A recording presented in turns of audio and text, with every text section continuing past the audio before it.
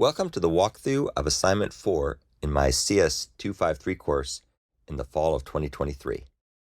The purpose of this assignment is to deepen your experience using Java's functional programming features and their integration with Java's Completable Futures framework.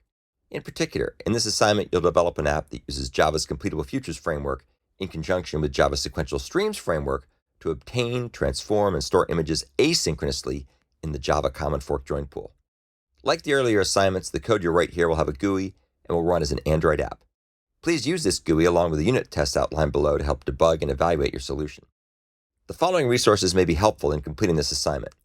Detailed overviews of Java's Completable Futures framework are available in videos from one of my YouTube playlists.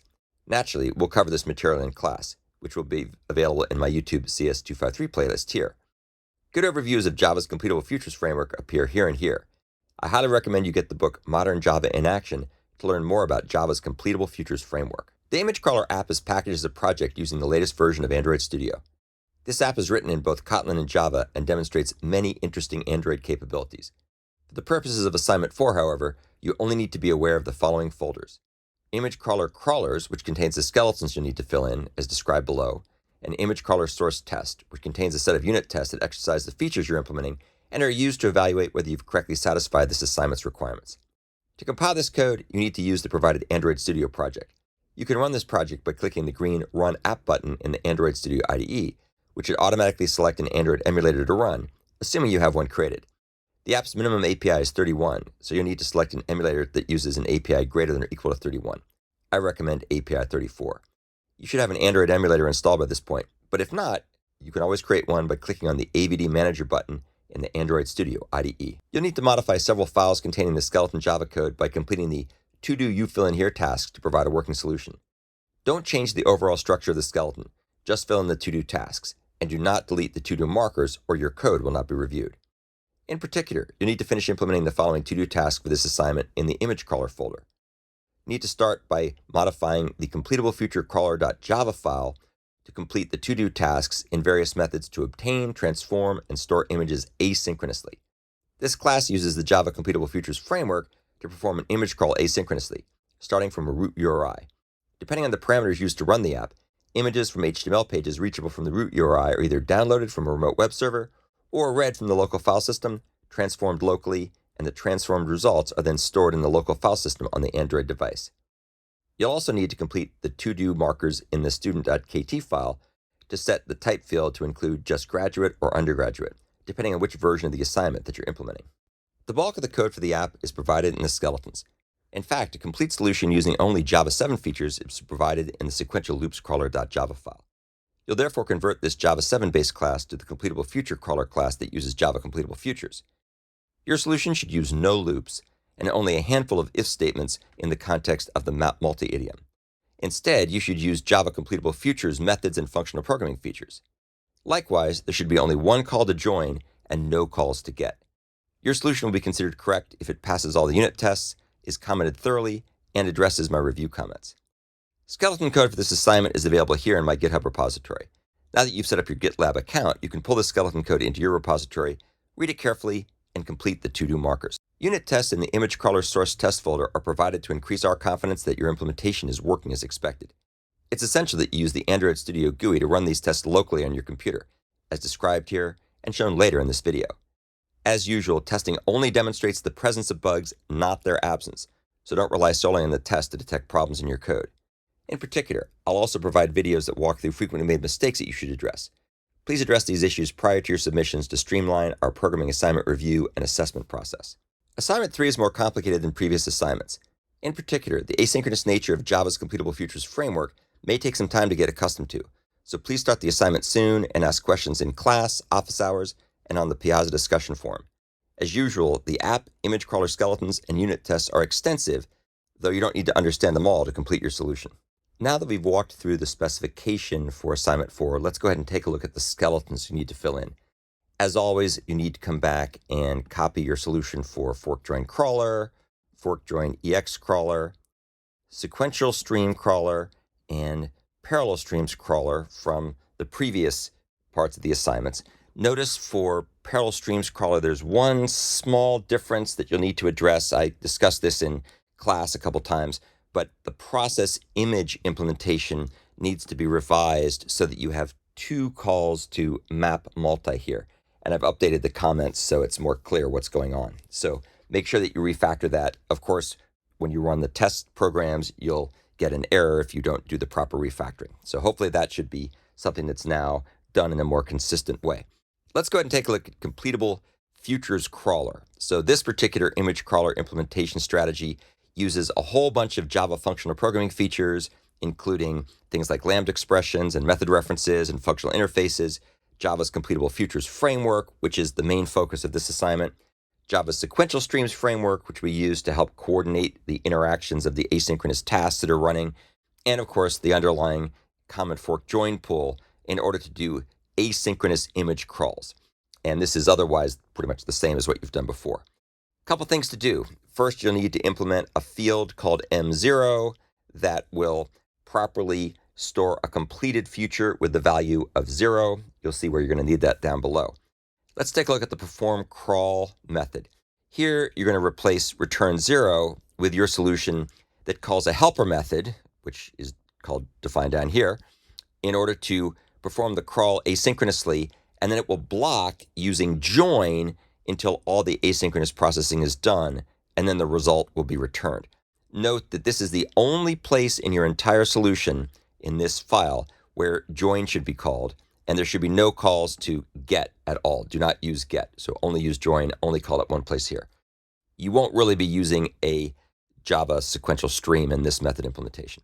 Let's go take a look at crawl page async, which is one of those helper methods. This implementation will replace return null with a solution that uses a Java sequential stream to first check to see if the current depth is within the max depth and if the URI has not been visited before. It'll do this very much like what you've done in the past with the Java sequential stream with one element, which will start with the page URI. And then there'll be a chain of intermediate operations, stream operations, that will call various helper methods, either as lambda expressions or method references. Remember to use method references whenever you can. And these will be used to get the page and to crawl the page asynchronously. And at the end of this chain, you need to use a terminal operation to get the total number of processed images from this one element stream. So you'll have to kind of think through how you're going to do this. Let's take a look at images on page and page links async. And this will asynchronously do the web crawl by using a bunch of local completable future objects that will download, transform, and store images on the page asynchronously, and also crawl other hyperlinks that are accessible via the page or the page future that's passed as a parameter. And that will also run asynchronously. The way you'll do this is you replace return null with a solution that calls some other helper methods defined below that asynchronously download, transform, and store all the images in the page that are associated with the page future after it completes. So you'll have to use a completion stage method for that. And then also asynchronously and recursively crawl all the links that are reachable from the page future after it completes. Both of these helper methods are going to return completable future objects to the number of images that they processed. And then those completable futures will be passed to yet another helper method defined further below that will combine and sum the results and itself will return a completable future. Let's go take a look at getPageAsync. That's one of the helper methods you're going to have to call. This factory method is going to asynchronously get the contents of the HTML page that's given here in this string parameter called page URI. As usual, you replace the return null with your solution that uses a completable future factory method, which you should be able to see by watching the videos that we talk about factory methods, and a method that's defined on the mWebPageCrawler field, which is defined in the superclass, which should be called via a helper method, this should say helper method, that expands the Java completable, that's the Java common fork join pool to asynchronously get the HTML page that's associated with the page URI. So there's some stuff that's somewhat similar to what you've done before. And of course, you should know by now what helper method you need to call, and that's defined very further down at the bottom of this file. Let's take a look at images on page async, which will asynchronously download, transform, and store all the images in a page that are associated with the page future after it completes.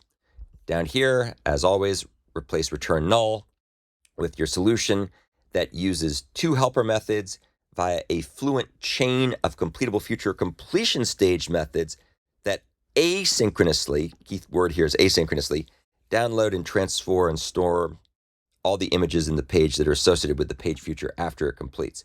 So keep in mind asynchronously, very important thing. We'll cover that in class, but you have to know how to do that. Down here is images on page links async, which will asynchronously and recursively crawl all the links that are reachable from page future once it completes. And this returns a completable future to the number of images that were downloaded and stored and so on during this crawl. And I guess I probably should also have said transformed. Let's say downloaded, transformed, stored via this crawl.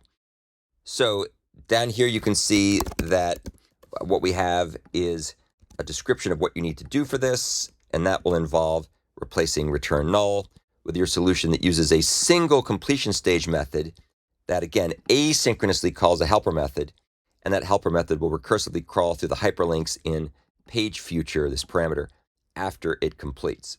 So you have to do a little thinking to see how that all's going to work. Down here is combine results. That gets called by one of the methods above, and it combines and sums the results of two completable future parameters. You can see one of these is a completable future to the number of images on the page, and the other is a completable future to the number of images in links from this page. And down here, you replace return null with your solution that returns a single completable future that will synchronously combine and sum the results of the two completable future parameters after they complete asynchronously. So you need to do a little thinking to make sure you use the right method, the right completion stage method here to combine these things synchronously. And the reason for that is that adding two numbers together doesn't need to be done asynchronously. Down here, we have a method called crawl hyperlinks on page, and this is going to be used to recursively crawl through all the hyperlinks on this page, which of course will be what you get back after you successfully retrieve the page contents asynchronously by one of the helper methods above, one of the factory methods above. Down here, you're going to replace return null with your solution that uses a Java sequential stream, and this is going to contain several aggregate operations, things like map and collect. It'll also apply several completable future related methods such as then apply and futures collector int stream to future, which is actually defined over here in the utils folder. So you can see we have futures collector int stream. So you don't have to implement that. You just have to sort of know how to use it and call it in the right place in this stream here. And there'll be some other helper methods that you should be familiar with, get page elements as string stream and crawl page async and so on, which are used to recursively crawl through the hyperlinks in the page parameter that's passed here to the crawl hyperlinks on page method. This is a somewhat complicated method to implement. It's very, very, very cool. And it's also got some other neat things that you'll see involving recursion. It calls back to one of the methods that's defined above to do the asynchronous page crawling when we start out with a new hyperlink. Down here, we see a method called process images async, which downloads, transforms, and stores images that are provided via the stream of URLs that are passed as a parameter. And down here, you replace return null with your solution that will call various intermediate stream operations on the URL stream, including map, flat map, and collect. You'll also call some completable future methods such as futures collector int stream to future and then apply, and some other methods such as get or download image async in conjunction with the manage blocker download image method reference, which you're probably familiar with by now, is going to download an image after first expanding the size of the common fork joint pool. And then you'll also call transform image as part of this process to download, transform, and store images using the URLs stream. This is another very interesting method. It'll take you a little while to perhaps figure this out. Notice it's perfectly fine to use flat map here because we're not trying to use parallel streams. We're using completable futures, and they don't have those weird quirks that parallel streams do. Down here, we have yet another method called transform image async, and this will take the image future parameter, and it'll apply all the transforms after the completable future, image future, is triggered when the download completes. And so here you replace return null with your solution that applies various completable future methods. These are completion stage methods, things like then apply async. You'll also apply some stream aggregate operations such as map and a helper method called transform image to apply all the transforms asynchronously after the image future completes. Again, no parallel streams here. You'll be doing everything asynchronously instead. Here's the transform image method. This is actually similar to what you've done in previous assignments where you will apply the transform to the image synchronously. This is one that's actually not done asynchronously, but it's called from an asynchronous context, so that's okay. And here you replace return 0 with a solution that will filter and transform and store an image using various helper methods defined in the image crawler superclass. And you'll also use the map multi intermediate operation. So this is very similar to what you've done in assignment 3B, just putting it in the context of completable futures and asynchronous processing. The last couple of methods here should be sort of a no-brainer because you've done this before for most of the other assignments, where you'll implement call in manage blocker, much like or identically to what you did before, and you'll also implement manage blocker download image. So this should be pretty much cut and paste. But as you can see, there's a lot of helper methods here, and some of these helper methods are not at all obvious at first glance how they work. So you're going to have to take a little time, watch the videos that we cover in class, and make sure you come to office hours and or post questions on Piazza if you need any help. Now that we've walked through the specification and the skeletons, it's time to show how to run the unit tests. As usual, you come into the test folder and right-click on Run the Tests. You can do this also through the green box that's up at the top of the Android Studio IDE. This will go ahead and compile the tests and start to run them. As you might expect, we have to copy all the code from the previous solutions for assignment 1, assignment 2, assignment 3A, and assignment 3B into this particular project so that when the tests are run, you'll get a chance to run all the tests. We've actually made some changes to some of the previous tests, so it's very important that you take the code that you did before and make sure it continues to work properly in the context of this latest set of tests. As you can see here, this is the set of tests that we run for the completable futures. There's quite a number of tests, as you can see. So make sure that all your tests pass. There's a total of 60 tests that are being run. So make sure that everything shows up green, both for this assignment as well as also for the previous assignment. And as always, please make sure you take a screenshot demonstrating that you have successfully run your program, or if you didn't successfully run everything, all the tests, where the problems occur, and make sure that you include that in your assignment 4 folder so I can see at a glance what you need to be taking a look at and how I can evaluate your program most effectively. Now that we've walked through the specification, the skeletons, and shown how to run the unit tests, let's actually run the app using several different implementations of the image crawler. We'll start by running the one that we did most recently, which is the parallel streams implementation. So let's go ahead and select that and download. As you can see, things are kind of going along in a parallel way, but it's fairly controlled. You can kind of see it goes more or less from left to right, top to bottom. Let's now go ahead and select, instead of that, the implementation that uses completable futures and see if we see any difference in its behavior. As before, let's clear out all the elements and images on the window, and we'll do this again. Notice this time how things are going in what appears to be a bit more random way because completable futures run asynchronously. You can also see that the implementation runs quite quickly and actually, interestingly enough, uses more threads than the version that uses the parallel streams that we looked at before.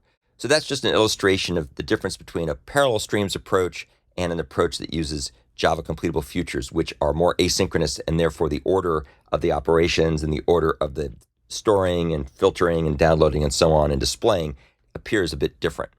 So that's the end of our walkthrough of assignment 4.